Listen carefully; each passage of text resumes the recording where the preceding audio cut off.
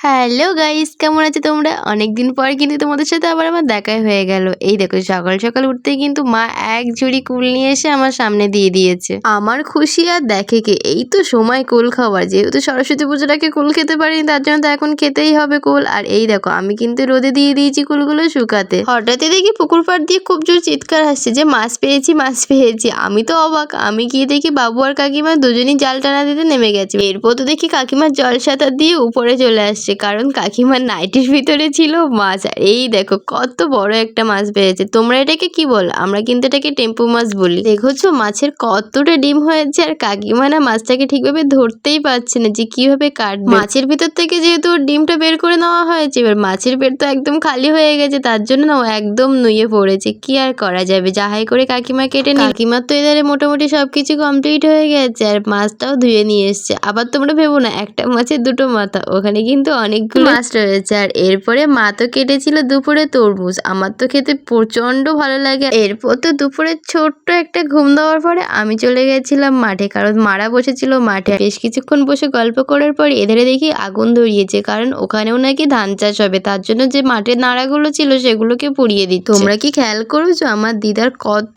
ছাগল? দিদা তো ছাগল চড়াতেই মাঠে যায়। আর সন্ধ্যেবেলাতে গেছিলাম পাশের একটা বাড়িতে, কারণ সেখানে ছিল মাঘী পূর্ণিমা উপলক্ষে একটু নাম গান। এখানে কিছুক্ষণ বসার পর আমরা তো প্রসাদ খেয়ে বাড়ি ফিরলাম। আজ এই পর্যন্ত। তোমাদের ভিডিওটি কেমন লাগলো অবশ্যই কমেন্টে জানিও। ভালো লাগলে অবশ্যই লাইক সাবস্ক্রাইব করো। টাটা।